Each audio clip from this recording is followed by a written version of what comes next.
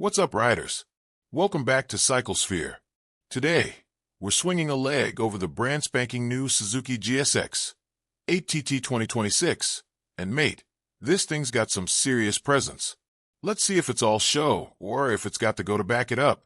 Buckle up, because we're tearing into this beast right now. Right off the bat, this GSX-8TT looks absolutely wicked. Suzuki's thrown some serious aggressive styling on this bad boy. Sharp LED headlights that'll burn a hole through the night, and that front fairing flows like liquid metal. The bodywork is tight, sculpted, and honestly, it's turning heads at every stoplight. The color scheme I've got here is this deep metallic blue with gold accent stripes running down the tank. Pure class. The seating position is sport touring perfection.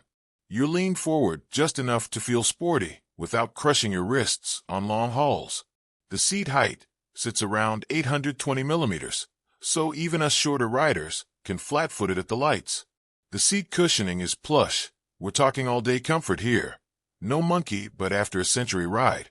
The handlebars are positioned perfectly, giving you that commanding feel without the full race crouch. Now, the digital dash, holy smokes. We're talking full-color TFT display, crisp as your morning coffee. It's got multiple ride modes displayed right there. Gear indicator, fuel gauge, trip computer, the works. The menu navigation is intuitive. No fumbling around while you're rolling. And get this, it's got smartphone connectivity, so you can see your calls and navigation without taking your eyes off the road. Very slick, Suzuki. Let's talk about the heart of this machine, the parallel twin power plant. This thing's packing a punchy 776 cubic centimeters engine that absolutely rips. We're looking at around 83 horsepower at 8,500 revolutions per minute and 78 newton meters of torque at 6,800 revolutions per minute. Now, those numbers might not sound Hayabusa crazy, but trust me, the power delivery is buttery smooth and linear. When you crack that throttle, the response is immediate. No lag, no hesitation, just pure, progressive power. The mid-range torque is where this bike lives and breathes. Roll on from 4,000 to 7,000 revolutions per minute, and it just pulls and pulls and pulls. Overtaking on the highway? Child's play. The 6-speed gearbox is smooth as silk, and the clutch pull is light enough for city traffic, but firm enough to give you feedback. The ride quality is absolutely sublime. Suzuki's tuned the suspension perfectly for real-world roads. Not too stiff, not too soft. The 41mm front forks soak up bumps like a champ, and the rear monoshock keeps the back end planted through corners. Speaking of corners, this thing carves like a hot knife through butter. The chassis balance is spot on, and you can really feel the confidence it gives you when you're leaned over. Braking performance, stellar.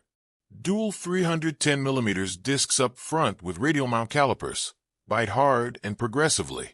The rear 240mm disc provides solid backup, and the ABS is unobtrusive, but there when you need it. The engine note is a sweet twin-cylinder growl, mechanical, purposeful, not too loud, but definitely got character. With the stock exhaust, it's got that deep rumble that reminds you you're on a proper motorcycle. Feature-wise, Suzuki hasn't skimped. We've got 3 riding modes, rain, road, and sport, that adjust throttle response and traction control. The traction control system is adjustable and can be switched off if you're feeling frisky. There's LED lighting all around, so you're visible day and night. The fuel tank capacity is 17 liters, giving you serious range. I'm averaging around 55 miles per gallon with mixed riding, which translates to over 200 miles before you're hunting for a gas station. That's proper touring range right there. Comfort-wise, this bike's a winner for long hauls. The wind protection from the fairing is excellent, no buffeting at highway speeds. The pillion seat is actually usable, with decent grab rails and foot peg position. The luggage mounting points are there if you want to bolt on panniers for weekend getaways. So who's this GSX-8TT scrapping with? Well, you've got the Yamaha Tracer 9, the Kawasaki Versys 650, and maybe even the Triumph Tiger 660. Each has their strengths, but the Suzuki offers that sweet spot of power, comfort, and tech at a competitive price point. Speaking of price, this beauty's expected to land around $10,500 to $11,500 in the U.S. market, £9,500 to £10,500 in the UK, and €11,000 to €12,000 across Europe. For Australia, you're looking at $16,000 to $17,500. That's seriously competitive, considering the package you're getting. Ownership is where Suzuki shines. These bikes are bulletproof reliable, parts are readily available, and any mechanic worth their salt can work on them. Service intervals are reasonable, insurance won't break the bank because it's not a superbike, and resale value holds decent. It's an easy bike to live with day in, day out. Alright, moment of truth. Is the Suzuki GSX-8TT 2026 hype or bummer? Guys, I'm going to be straight with you. This bike's got me genuinely stoked. It's not trying to be the fastest, the flashiest, or the most extreme. What it is a damn good all-rounder that does everything well and nothing poorly. If you're after a bike that'll handle your daily commute, carve up weekend canyon runs, and still be comfortable enough for multi-day tours, this GSX-8TT absolutely delivers. The engine's got character, the handling inspires confidence, and the tech package is modern without being overwhelming. It's a bike you can genuinely bond with. My only gripe? Maybe it could use a bit more top-end scream for those who like to ring it out. But honestly, that's nitpicking because this thing's tuned for real-world riding, not track days.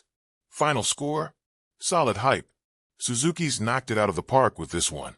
If you're in the United States, UK, Europe, or Australia and you're seriously considering this GSX-8TT for your next ride, I want to hear from you. Drop a comment below and tell me, what's your current bike? And is this Suzuki on your short list? Are you team parallel twin, or do you still swear by inline fours? Let's get that conversation rolling. And if you found this review helpful, smash that like button, subscribe to CycleSphere for more honest, hands-on reviews, and hit that notification bell so you never miss when we're ripping into the next bike. Ride safe out there, and I'll catch you on the next one. Peace.